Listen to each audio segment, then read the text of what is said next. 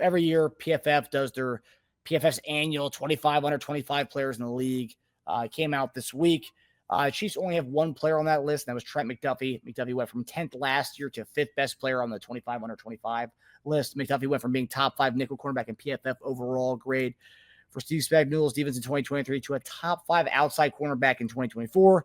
He's the NFL's highest graded cornerback since 2023, which is pretty nuts. Pretty nuts. McDuffie's something special. Yeah, and Lance wanted to get rid of him a couple of months ago. He hears that. That's all McDuffie hears. Like, what? I can't hear you. McDuffie earned an 89.4 PFF coverage grade since entering the league in 2022, was a top 5 mark among all cornerbacks, and makes him the only one in the top 10 to have spent more than 25% of their career snaps in the slot, showing his versatility inside and outside. However, George Karlaftis and Xavier Worthy were most notable players left off the list from the Kansas City Chiefs roster. Question to you, I've seen a lot of people just kind of saying this list doesn't mean shit.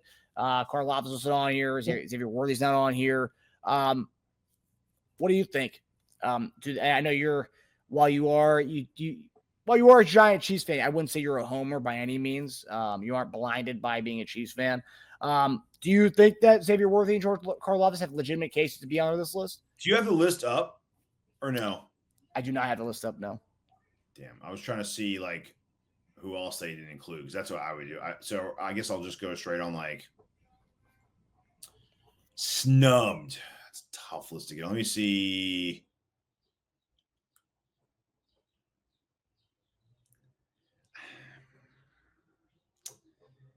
I'm just gonna go for I'm gonna go player for player on guys who are on that list in the same position. Ladd McConkey over Worthy? I don't know about that. No, I don't agree. And I mean, I read that metric-wise, Achane wasn't that great last year compared to his previous year. So, I mean, he was just getting like force-fed every single time, like 9 reception games. I remember I played against him in fantasy. I'm like, dude, he had like 27 yards, but like a 15 in fantasy. How the hell is that possible?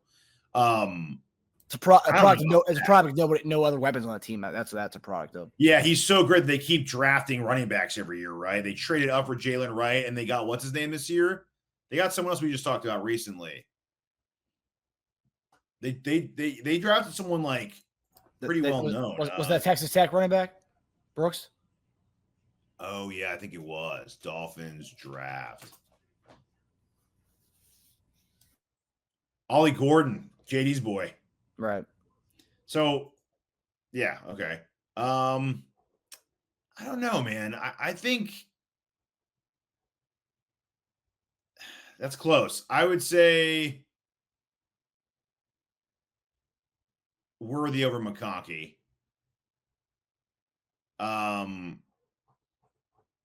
Karlaftis. I'm looking at the list here. Yeah, dude. I put Karlaftis over Laporta. Laporta wasn't that impressive last year. He had a down year. That's weak. They put Laporta on there.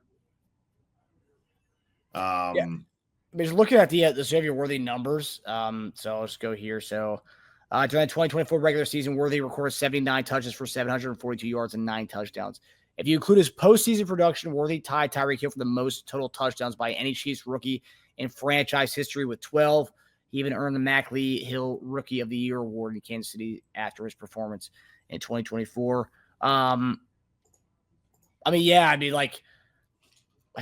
he's a young buck, dude. He's only 21. So yes, he's got plenty of years to make this list. And hopefully this year it'll be on there. But 157 yards in the Super Bowl, 2 touchdowns. I know it was a blowout, but doesn't Super Bowl performances not take into account in this whole thing? I mean, I don't know.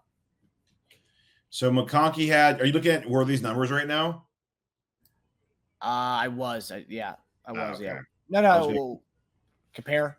Yeah, I was going to compare to McConkey's. Okay. I'm going to go 82 catches. 59 catches. Yeah. 1149 yards. 638. Yeah, 7 TDs. 6 receiving TDs.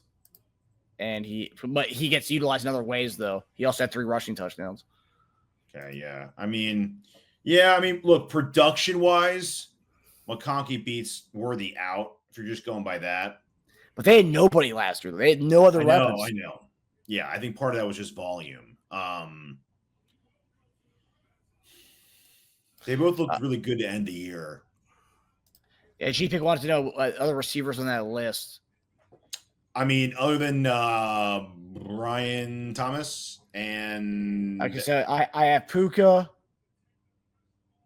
Neighbors, and Brian Thomas. Drake London. You said Neighbors too? Neighbors, yeah. I mean, look, I can't argue with that. Neighbors was ridiculous. That was also a lot of volume too, by the way. Yeah. And then Brian Thomas, who was awesome. You can make an argument that Brian Thomas was better than Neighbors last year. So. Oh yeah. And then that's hard to argue though. But I would say, like, if we're gonna start comparing player to player, I mean, what did Sam Laporta have last year? Speaking of disappointments. Yeah, it was a down year for him. He had 60 for 720 and 7. Still pretty comparable to Worthy. But Worthy's trajectory was going up. That's the thing. Like, Worthy finished the year on a friggin' tear. Like, he was killing it towards the end of the year. He finally practiced up to Mahomes' expectations. What they say about him, like the speed he practiced. That whole story is hilarious. But yeah, I would say Worthy's on the cusp. I'd say both guys deserve it over Laporta. For sure. Yeah. And I think if both were free agents next year, I think both those guys would get paid more than him too, by the way. Yeah, no, I agree. GP says give Neighbors a quarterback with brain and it's a game over. Now, that's another thing, too. You can make the argument for him as well if you give him somebody. Talking about the top echelon with BTJ and Malik Neighbors. Give him even a Trevor Lawrence kind of guy. Yeah, but Trevor Lawrence didn't play all year. That's true. Yeah. But I think Jackson Dart could change fortunes over there. Yeah. Or just be another excuse for Neighbors not to be even better. But Neighbors was getting peppered. Like, he was also that McConkey, like, just getting the ball he was getting like 15 targets a game at one point. I mean, like, you could be a bad quarterback and do well on that. I mean, we looked at that. Look, Brock Bowers had a great year with who throwing him the ball. Yeah. Jacoby Myers had over 1,000 yards and 90 catches last year with who throwing him the ball. So, like, if you get peppered every time, I don't care who your quarterback is, you'll have stats. And that's the thing with the Chiefs offense. You're getting it's a spread around. Even though last year was kind of a lot of injuries, it's still a spread around kind of offense. And too, he was a rookie, so he wasn't getting the volume that a lot of these other guys are getting. I will say this though, there is room for him to kind of take his game to the next level. And you kind of saw it a little bit in that Super Bowl where they kind of let it go, cut it loose, and that's kind of what they were saying they're going to do this year. But last year, Mahomes targeted Worthy on throws of 20-plus yards 16 times and only completed 3 such passes, which is pretty wild. Only completed 3 of 20-plus yard throws of the 16 he threw to him. I disagree, G-Pig. I don't think you need to have that accurate a quarterback. I mean, a curl route and a slant. Don't tell me the Raiders quarterbacks were accurate last year. Come on. They weren't accurate, but Bowers and Myers had great seasons last year. So I really don't think you have to be that accurate of a passer. The Raiders and those two guys' seasons proves that. And Neighbors still had a great year. You get 150 targets in a season, even if you're not that accurate. I mean, you'll still get a lot of those catches. But, in defense of the list, too, I mean, it's one of those PFF by their metric lists, right? They're not factoring in potential or trajectory or how well they did. Or playoffs. It's purely like by the numbers, which is why McConkey looked good on this list because he does have some good metrics on his side. So I get why they did what they did. But it's weird. I think Achane, I guess they're going by both their years. But yeah, interesting. Give Worthy some time. I think he'll be on there next year, especially if him and Mahomes kind of get the rapport down. It's all year one of that chemistry between the two of them. Yeah, and honestly, I mean, look, Worthy did have some rough games, like games where he should have had a much better game, but Yeah, I remember that out of one. bounds. Yeah, yeah. He had a few of those. Like, I mean, Worthy, if you just give him like a better footwork on like 5 catches, he'd have like 200 more yards and like 3 or 4 more touchdowns. Isn't that crazy? Mm-hmm. You're talking about him with like a 60 for like 800-900 season with like 10 touchdowns. I He'd be on know. this list if he did that. Yeah. Kathy is the guy in Frisco. He on the list. Ricky Pearsall. No, Ricky Pearsall's not on the list. No. He barely played last year. Harrison's not even on this list. I mean, he had a bad year, man. Yeah, so I mean, when I didn't see him, I was like, they're not going by potential at all because it's strictly on their metrics.